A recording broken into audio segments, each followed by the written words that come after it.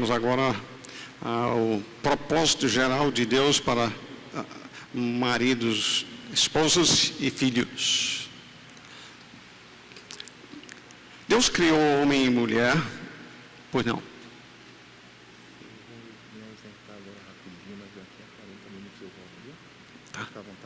Tá certo. Deus criou homem e mulher não com o propósito de serem felizes, apesar disto ser frequentemente afirmado quando a gente pergunta a alguém sobre o que ela espera do seu casamento. Se uma pessoa busca ser feliz no seu casamento, ele fará tudo aquilo que ele traga a felicidade que ele julga precisar. Mas este não é o propósito de Deus para nós e nem para o nosso casamento. Nós fomos criados pelo Senhor para dar glória a Ele. E o que estamos estudando então aqui sobre o casamento e como o casamento deve funcionar, nós estamos estudando isso primeiramente para que o nosso casamento glorifique a Deus.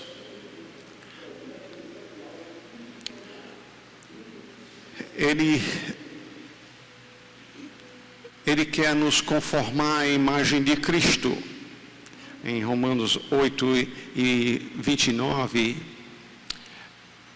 ele diz que o plano dele é nos fazer semelhante a Cristo. Você tem desejo de ser semelhante a Cristo? Esse é o plano de Deus para a sua vida. Que assim seja na sua vida também.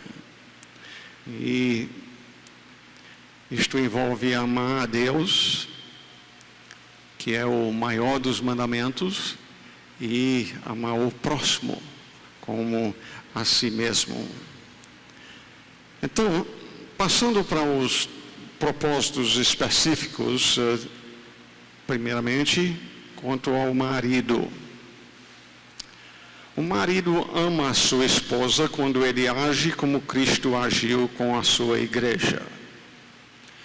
Efésios capítulo 5, versículo 25 diz: maridos, amem a sua esposa, como também Cristo amou a igreja e a si mesmo se entregou por ela. Eu gosto aqui de parar por um momento e dizer que alguns anos atrás, não muito tempo, talvez uns 4 anos atrás, eu estive numa reunião de homens, acho que era aniversário de grupo de homens, em Feira de Santana, e o homem que foi incumbido de trazer a mensagem daquela noite, várias vezes ele esteve lá dizendo: maridos, amem as suas esposas. E eu sentado lá escutando, eu fiquei pensando, muitos dos homens presentes teriam que dizer: o papai não amou a mamãe, talvez abandonou ela, ou maltratava ela. Eu não tive um bom exemplo. Ao meu redor, também não vejo bons exemplos. O que aquele pastor faltou a fazer foi: você tem um exemplo. Maridos, amem a sua esposa como também Cristo amou a igreja. E aquele pastor devia ir, e ele leu o versículo, mas não tratou desta parte. A dizer: marido, seja como for que você foi criado, talvez com um péssimo exemplo, talvez não teve nem pai presente, mas você tem um exemplo de como deve ser. Aí temos que falar de Cristo, quem Ele é. Perfeito, o Filho de Deus, que nunca pecou. E o que foi que Ele fez para demonstrar o seu amor? Ele escolheu salvar você porque você era tão agradável aos olhos dele. Ele diz: essa daqui eu quero? Não.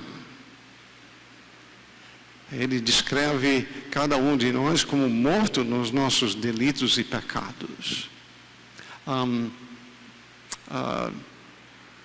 Fedorento as narinas dele. Nada de agradável para ele em nós. Mas ele decidiu: eu vou amar essa pessoa. Eu vou buscar o bem dela.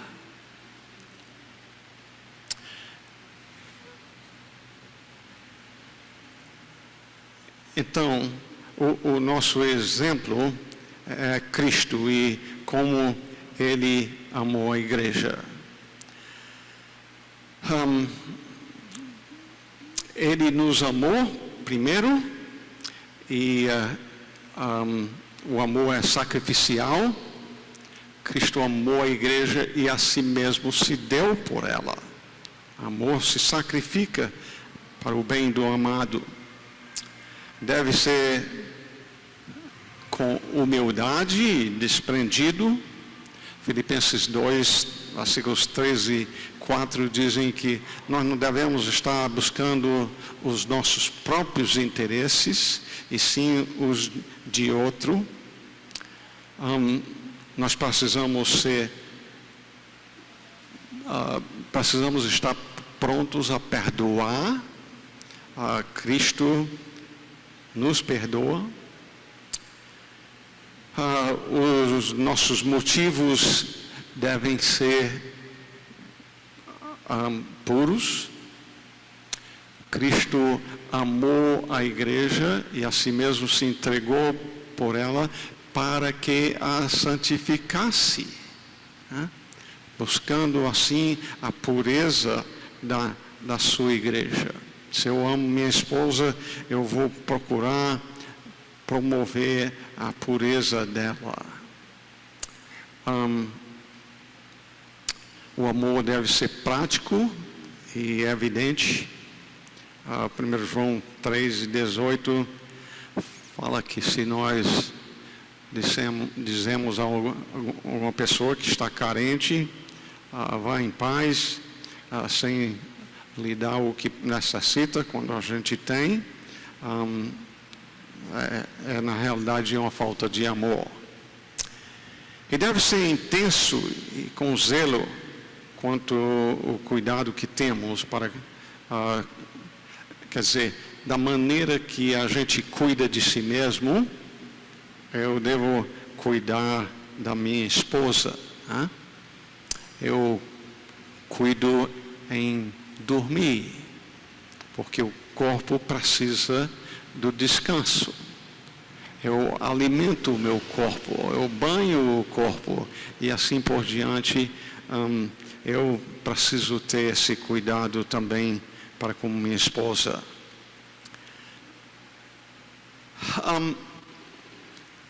É importante então compreender que do propósito de Deus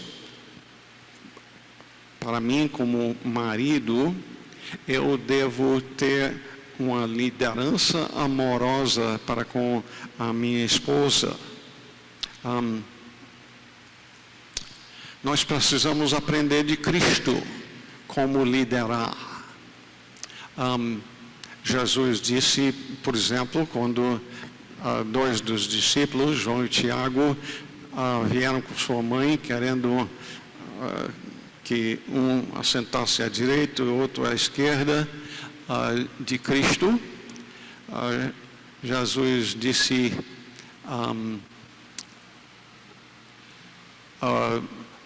seja como a minha pessoa, o Filho do Homem, que não veio para ser servido, mas para servir e dar a sua vida em resgate por muitos. Então, Ele é Senhor? É. Mas mesmo como Senhor, Ele, em termos do seu propósito na vida, ele procura servir naquela capacidade de liderança, servir a busca do bem da esposa. Eu preciso então estar em contato com o Senhor, em oração, no estudo da sua palavra e ajudar a dirigir a esposa a utilizar o melhor possível os dons que Deus deu a ela. Ela, na verdade, hoje tinha muito que gostaria de fazer em casa, mas eu encorajei ela a vir, porque eu sei muito bem do talento que ela tem em termos de orientar as mulheres mais novas. Ela me acompanhou. Além disso, eu gosto de ter ela presente comigo. Mas é para ser uma liderança amorosa. Não simplesmente uma liderança para me servir, mas buscando aquilo que é melhor para ela também. Entenda, homens, isso não significa que a gente não dá ordens. Quando Jesus disse, o Filho do Homem não veio para ser servido, no próximo capítulo ele está dando ordens. Dar ordens não é contrário a servir. Deixa eu ver se eu posso ilustrar desta forma. E isso é um exemplo no caso de criação de filhos. Deus me deu 7 filhos homens e todos gostavam de jogar futebol, inclusive até as meninas gostavam de se envolver nisto. E se eu dissesse aos meninos, o que vocês querem fazer? Vocês querem jogar bola ou vocês querem trabalhar junto com o papai? Eles iam escolher jogar futebol. Mas eu, como pai, tenho que entender que o meu servir ao meu filho tem que abranger mais do que só aquilo que interessa a ele. Tem a hora de trabalhar e tem a hora também de brincar. E eu brincava com eles. A liderança tem que ter essa sabedoria de entender, colocar as coisas no devido lugar. E alguns anos mais tarde, um dos filhos me disse, papai, meus colegas quando saíram de casa, o pai deu um carro quase novo, você não me deu nem um carro velho. Mas eu agradeço a Deus que você me ensinou a trabalhar.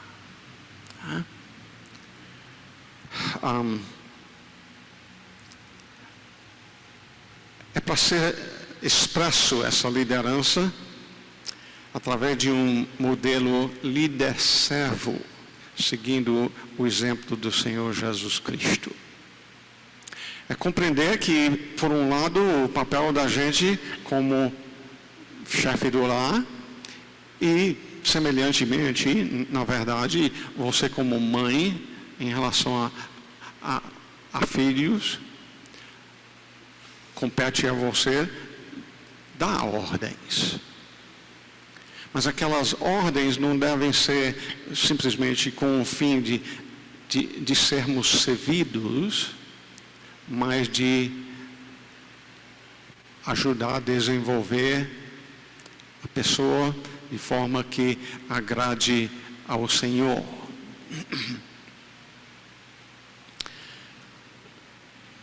Um líder bíblico, então, é, antes de tudo, um servo.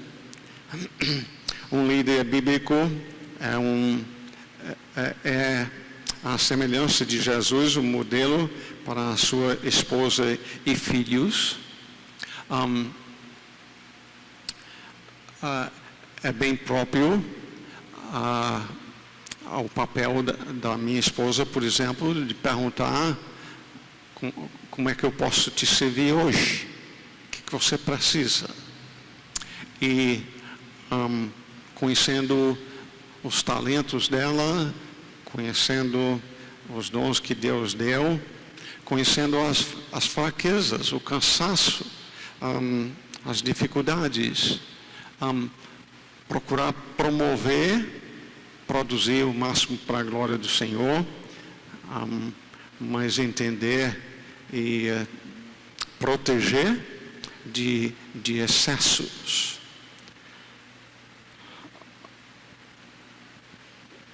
Quanto ao propósito de Deus para as esposas, uma esposa ama o seu marido quando age como a igreja deve agir para com Cristo.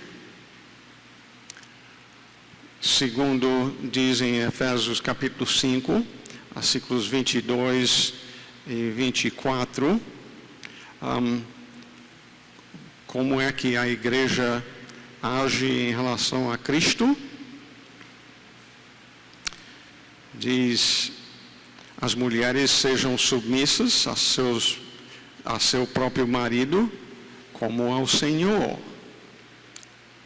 Como, porém, a igreja está sujeita a Cristo, assim também as mulheres sejam em tudo submissas ao seu marido.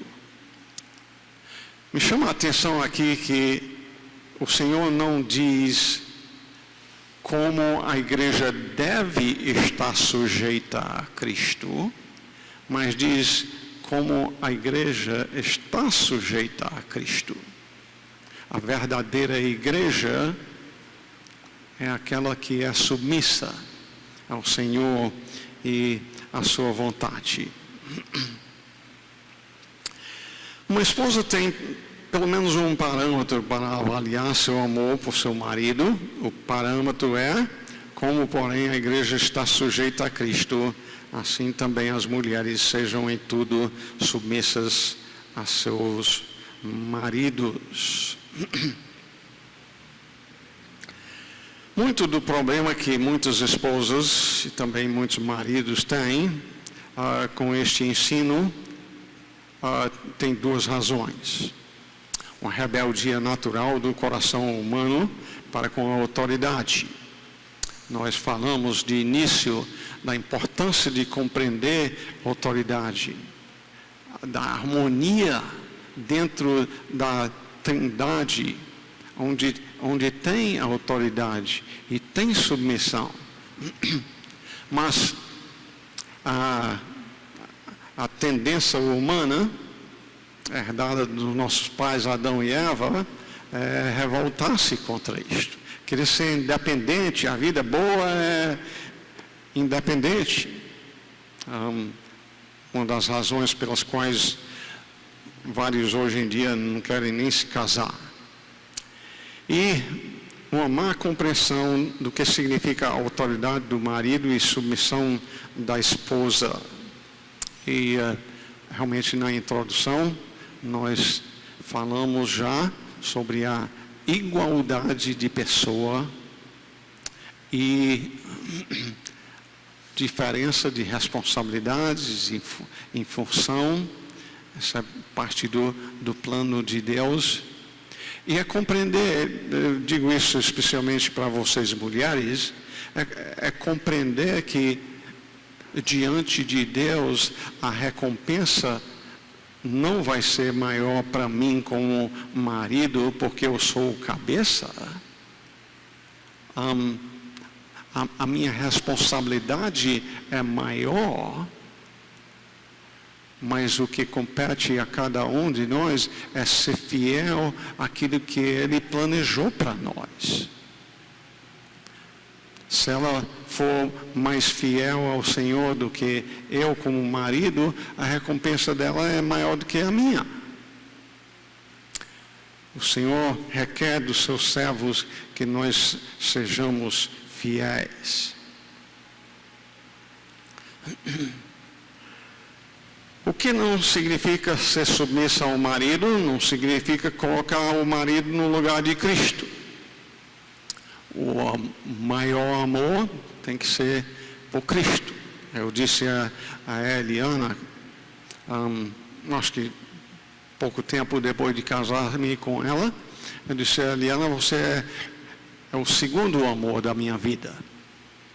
E é para ser assim sempre. O primeiro amor é para o Senhor. Nunca devemos passar a idolatrar as coisas boas que Ele nos dá. Isso é idolatria, que é pecado. A submissão da esposa ao marido também não significa estagnação intelectual ou abandono do pensamento independente. A mulher deve estudar, né? Estudar a palavra de Deus especialmente. Não é que ela deve se tornar um mero tapete para o marido pisar em cima. Deus deu a inteligência a ela e o marido sábio vai aproveitar ocasiões para ouvir a sua esposa. Como eu disse antes, em relação a tocar uma coisa quente, a cabeça precisa receber a informação. Também eu preciso ouvir dela as necessidades dela.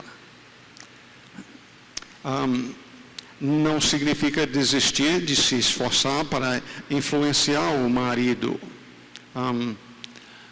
É importante a esposa procurar ajudar o marido a desenvolver na santificação. E por natureza, nós enxergamos bem pecado na vida de outra pessoa e não na nossa própria, não é? E o cônjuge pode ser usado nesse sentido. Nesse caso, tem umas palavras que o apóstolo Pedro dirige especificamente à mulher casada com um incrédulo. Em 1 Pedro 3, 1 e 2 diz: mulheres, sede vós igualmente submissas a vosso próprio marido, para que se ele ainda não obedece à palavra, se ele ainda não obedece à palavra, ele é o quê? É um incrédulo. Para que se ele ainda não obedece à palavra, seja ganho, como? Sem palavra alguma, por meio do procedimento de sua esposa, ao observar o vosso honesto comportamento cheio de temor. Quer dizer, a esposa casada com um homem que ainda não é salvo, ela deve ganhar o marido principalmente por meio de uma vida submissa, honesta, que agrada a Deus.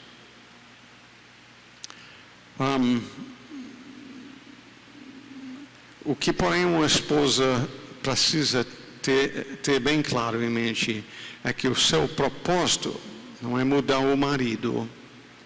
Este não é para ser o esforço dela. Esta é a tarefa que pertence exclusivamente ao Senhor. De fato, nós aconselhamos uma coisa. Quando dois jovens estão pensando em casamento, a gente aconselha o seguinte: se você vê no outro uma coisa que você diz, eu não aguentaria viver a vida inteira com essa pessoa, com esse comportamento, então não case, porque é bem possível que isto não venha a mudar. Não bote na sua cabeça eu vou me casar com essa pessoa, eu não aguento isso não, mas eu vou mudar ele. Não age assim não. Também não envolve ceder a todas as exigências do marido, ser submissa. Estava falando com a irmã aqui no intervalo. Tem situações, aliás, a palavra de Deus estabelece diversas autoridades nas nossas vidas. O primeiro começa em termos de filhos obedeçam os pais. Lá é que a gente aprende a viver uma vida de obediência. Ou pelo menos deve. Muitos não estão aprendendo isso hoje.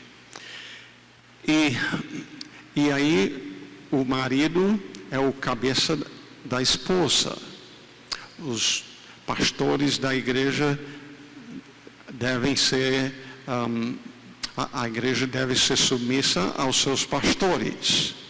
Nós cidadãos, aos que governam. No trabalho, o patrão dá as ordens e o funcionário está lá para cumprir as ordens do seu patrão. Biblicamente, não é correto pensar,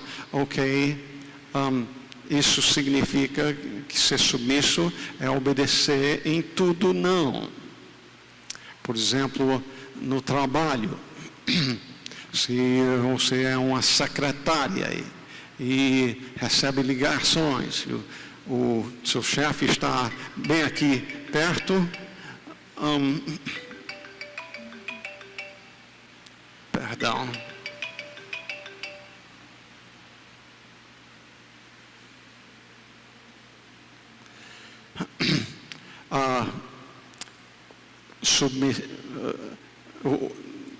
Então, você recebe uma ligação, é para falar com o patrão,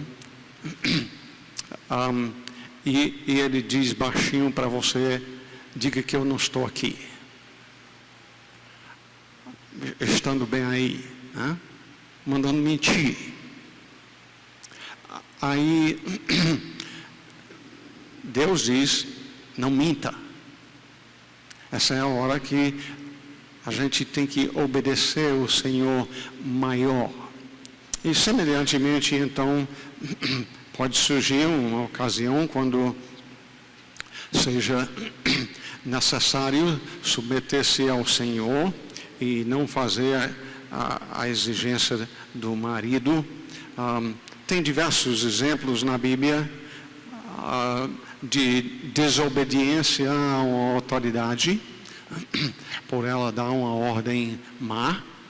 As parteiras, em Êxodo capítulo 1, o rei, né, que governa, mandou matar pessoas só porque eram do sexo masculino e de certa raça, os hebreus. Elas entenderam que isto, conscientemente, pelo menos elas entenderam que isto seria mal e elas não obedeceram. Sadraque, Mesaque e Abednego, em Daniel capítulo 3, o rei mandou tocar a música, todo mundo tem que se prostrar diante da minha imagem. Os três disseram, nós não vamos fazer. Nós vivemos aqui para servir o Senhor. Se Ele quiser nos proteger, Ele nos protege. E se não, a vida é para ser vivida para Ele. Então, submissão não significa que sempre vai obedecer em tudo, não. Mas tem que ter muito cuidado aí de não justificar desobediência onde devia estar fazendo aquilo que o marido disse. Não significa julgar-se inferior ou menos importante do que o marido. Na verdade, quando eu casei com a Eliana, nem eu compreendia bem, por exemplo, o relacionamento entre Jesus, Deus Filho e Deus Pai. Eu não sabia explicar isso bem para ela. Ela sabia que a Bíblia dizia seja submisso. Ela sempre pensou que isto fazia dela uma pessoa inferior. E leva tempo estudando a Bíblia, compreendendo melhor quem é Deus e compreendendo o plano de Deus para o casamento. A gente pode tirar isso. John Piper diz: submissão é um chamado divino da esposa para honrar, auxiliar, contribuir, estimular a liderança do seu marido, ajudando-o a agir como tal, utilizando para isso todos os dons que recebeu do Senhor.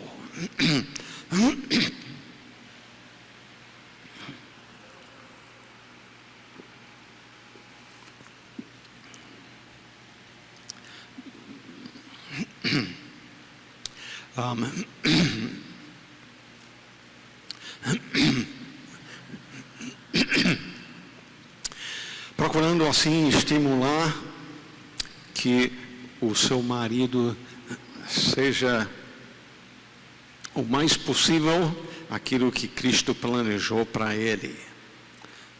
A submissão da esposa ao marido é o modo perfeito e amoroso de Deus de estabelecer e manter a função e a ordem no lar. O mundo quer dizer que, quanto a ordens ou comando no lar, os dois são iguais. Mas Deus, o nosso Criador, Ele que sabe melhor como a vida deve funcionar. Ele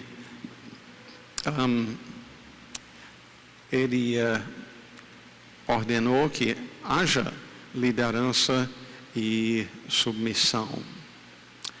Ele planejou assim para o nosso bem. Então, o Senhor ordenou que houvesse líderes e seguidores. Submissão, na verdade, é um modo de vida para todos os crentes, seja filhos, seja jovens, aos mais idosos, no emprego, patrão e empregado. Todos os crentes devem serem submissos a Deus, todos os crentes devem ser submissos um ao outro. Agora, eu não vou tomar muito tempo aqui para desenvolver essa parte, mas eu gostaria de estimular que você estude mais essa área e cresça nessa área. E confesso que eu tenho aprendido um bocado sobre esse assunto durante esta chamada pandemia, que na verdade não tem sido nem perto de tão sério como diziam que iria ser. Todo o tempo morre gente, mesmo sem o vírus da Covid.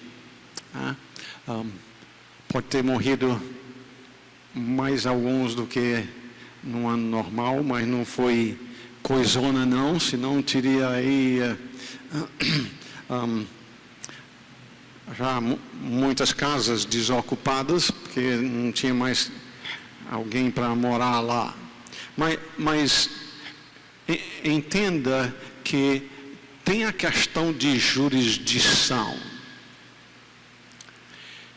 O prefeito lá de Salvador, ele não dá as ordens aqui no município de Camaçari, não é? Ele tem o local onde ele é responsável por aquilo. E o prefeito de Salvador dando ordens para você, um cidadão de outro município, você tem a obrigação de obedecer a ele? Não. E muitas vezes essa questão de jurisdição é violada. Por exemplo, no seu lar, essa é uma unidade instituída por Deus, com ordem, o marido cabeça, a mulher sendo submissa, os filhos tendo o dever de obedecer e honrar os pais. Mas o governo, por exemplo, dando uma ordem que você tem que colocar na escola, invadir uma jurisdição que não compete ao governo. Para ver outro exemplo real, na China, o governo decretou, era lei, que você não podia ter mais de um filho. Por muitos anos isso foi lei lá. Isso é fora da jurisdição do governo. O governo não tem direito de mandar no seu lar a quantos filhos vai ter. Não é coisa então que o servo do Senhor tem que obedecer. Depois mudaram e agora pode ter 2. Mas ainda não é da jurisdição deles determinar como funciona em casa. Não é da jurisdição do governo dizer você não pode dar uma lapadinha quando o filho desobedecer. Tem coisa que compete ao governo em termos do seu lar. Se você ficar zangado e matar um filho, aí compete à jurisdição do governo punir. Deus constituiu as autoridades para punir quem pratica o mal. Nós conhecemos um pouquinho a senhora que descobriu que o marido estava usando sexualmente a filha e foi caso de levar isto à justiça e ele foi preso por causa disto. Ela não errou nisto, não. Isso é crime, é caso do governo tratar. Então, é muito importante compreender essa questão de jurisdição e se você estudar, você vai ver que muitas vezes está sendo invadido a jurisdição de outro. Por exemplo, mais um. Não compete aos que governam tirar o direito da pessoa de trabalhar. E tem feito isso recentemente. Não compete ao governo tirar o direito que Deus dá da pessoa trabalhar para ganhar o pão. Deus diz, não trabalhar, não tem direito a comer. Pois bem, mas já que estamos falando em autoridade e submissão, é importante compreender. Então, quando uma autoridade, como eu expliquei, se o prefeito de Salvador dá ordens para você como um cidadão de Camaçari, diante de Deus, você não tem obrigação de obedecer a ele, porque não é da jurisdição dele. Ok. A submissão da esposa ao marido é uma questão espiritual. Deus planejou assim para o seu bem. A submissão da esposa ao marido é uma questão pessoal e abrangente. Envolve cada área da vida. Ela deve ser submissa como ao Senhor. Ela realiza-se auxiliando o seu marido. Se Deus fez ela mulher, trouxe ela para ser minha esposa, Ele trouxe ela para ser minha auxiliadora. A submissão da esposa ao marido é uma questão de vontade. embora seja uma ordem dada pelo Senhor, é esperado a decisão da esposa a submeter-se ao seu marido por causa da sua obediência às Escrituras. A Bíblia diz que Sara é um exemplo bíblico de uma mulher piedosa, que chamou o seu marido de meu Senhor, né? Mostrando assim que a vontade dela era servir ao seu marido. E aí nós temos um excelente exemplo na pessoa de Cristo. Em Salmo 40, versículos 7 e 8, que são citados no Novo Testamento como as palavras de Jesus. Ele diz: agrada-me fazer a tua vontade. Ele diz: eu gosto de fazer isso. Eu amo fazer a vontade do meu Pai. É uma escolha.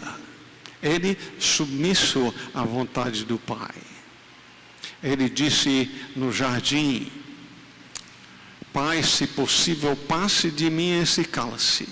Todavia não seja como eu quero, e sim como tu queres. Logo, a submissão não é uma questão emocional, mas volitiva. Tem a ver com a disposição da vontade para atender um padrão de Deus. O mundo despreza isso. O mundo diz: mulher, você tem que ser independente, você tem que ter o seu trabalho, tem que ganhar o seu dinheiro para comprar suas coisas e assim por diante. E Deus diz: se você vai ser fiel a mim, o normal é se casar e auxiliar a prosperar o seu lar.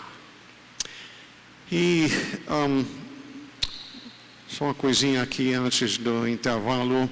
Propósito de Deus para os filhos. Pais que amam biblicamente os seus filhos os criam na disciplina e na admoestação do Senhor, como dizem Efésios 6 e 4. O mundo tem oferecido as suas próprias alternativas para a educação dos filhos. Eles propõem, por exemplo, desenvolver uma autoimagem positiva no filho, treinar o filho para o sucesso pessoal e profissional, oferecer um bom padrão de vida para o filho como evidência de interesse, cuidados paternos, ambiente, escola, roupas e assim por diante, demonstrar que o filho é uma coisa. Eu já ouvi de alguém que não tinha condição para comprar roupa assim de nome, aí comprava uma roupa mais barata e botava lá o negocinho para identificar lá dentro de uma roupa muito cara, achando que assim o filho iria pensar que ele tinha valor. Nós precisamos ensinar os filhos a serem contentes com aquilo que Deus nos dá. Eles propõem modos e meios próprios, enfatizar prioritariamente uma mudança de comportamento em vez de uma mudança do coração, evitar situações de trauma para o filho, propondo-lhe o máximo de situações difíceis, nunca usar bater como um instrumento de correção e disciplina. E a verdade é que às vezes disciplinando, soltando com a vara o filho, às vezes a gente não vê logo o resultado que a gente queria ver, e é fácil, ouvindo coisas desse mundo, ser influenciado por elas para passar a adaptar os meios do mundo em vez do Senhor. Mas Ele sabe o que é melhor e devemos seguir a Ele. Tem então alguns tipos de pais que nós não devemos ser. Não devemos ser pais impacientes,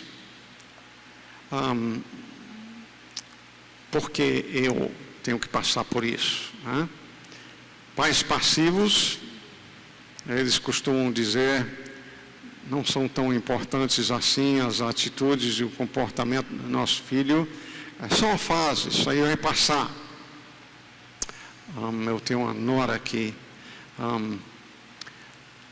a avó dela estava falando e dizendo como ela era bem diferente agora, e deve ser que passou aquela fase de jovem e rebelde. A questão não era isto, a questão é que não conhecia a Cristo, e Cristo salvou e transformou a vida dela maravilhosamente. Também não devemos ser pais dominantes ou super protetoras. Nós temos que ir ajudando os nossos filhos a crescerem em responsabilidade. Pais que agem biblicamente compreendem que todas as crianças nascem em pecado. Isto é tão importante na criação de filhos. Você trazendo o filho para casa para ensinar, educar em casa, sim, protege de uma influência má, mas entenda que seu filho é pecador e ele vai ainda pecar, que já vem por natureza. Recebeu isso de você. Né? Tem como objetivo criar os filhos na disciplina e admoestação do Senhor, buscam como pais glorificar a Deus em tudo o que fazem com seus filhos.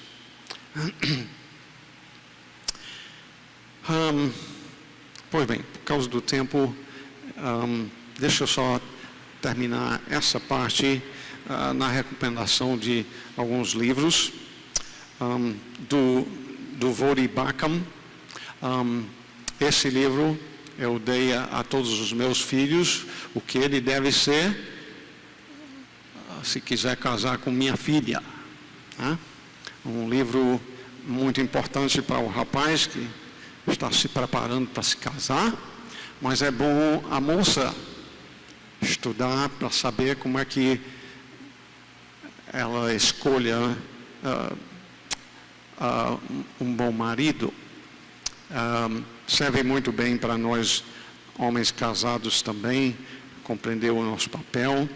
Família Guiada pela Fé, desse mesmo autor. Casamento e Família, um livro um pouco maior, muito bom.